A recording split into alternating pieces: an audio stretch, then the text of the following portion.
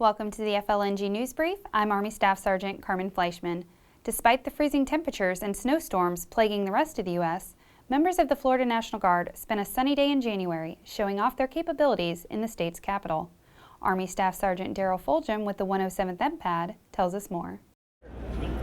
Soldiers and airmen from across the state of Florida met at the state's capital to showcase their expertise through hands-on displays and demonstrations for Military Appreciation Day.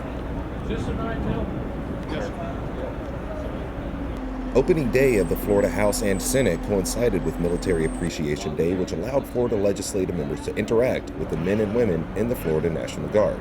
It's two missions. We have a federal mission, which is to fight and win the nation's wars, and then we have that state mission, is to always be prepared in man-made disasters or natural disasters, and to help the citizens, protecting the citizens and protecting the property of the citizens. So these events give the legislature a chance to come and talk with the soldiers so we can explain some of our capabilities to them.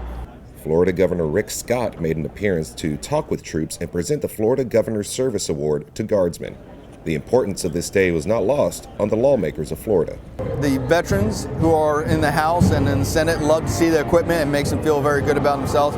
Also, though, it's perceived as something as a matter of pride. When you walk around and you go to different places throughout either the state or the nation, and we talk about the Florida National Guard or our ability to respond to emergencies, we have that true sense of pride. Reporting from the state's capital in Tallahassee, Florida, I'm Army Staff Sergeant Daryl Fulgham, 107th Mobile Public Affairs Detachment. Staff members representing congressmen from 4 different states recently visited Camp Blanding Joint Training Center. A.J. Artley was there as these distinguished visitors toured the camp on their 2-day visit. With the liftoff of the 2 Blackhawks, the 8 staffers begin their aerial tour of the 72,000 acres which makes up Camp Blanding.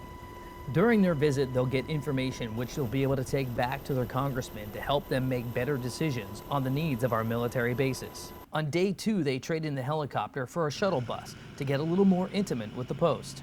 First up is the Florida Youth Challenge Academy, where Director James Ransom briefed them on how every dollar spent on the school benefits the state by putting $2.66 back into the economy.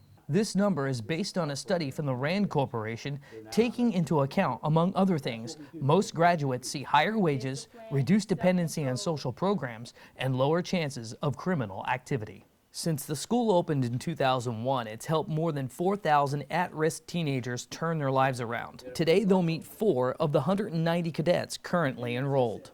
For their next stop, they meet with members of the 3rd of the 20th Special Forces Group who help them put on some safety gear so they can do this. Slide and go ahead and L-shape the whole way down. Then it's off to the Sim Center to fire some simulated weapons. By having soldiers train here, the military can save money by allowing someone to fire as many rounds as they want without spending any money on actual bullets or fuel for the vehicles. Finally, it's a visit to the museum just outside the main gate where they learn about the rich 75-year history of Camp Blanding. So with their 2-day visit complete, they now have a better understanding of how the military trains and different aspects of a military post.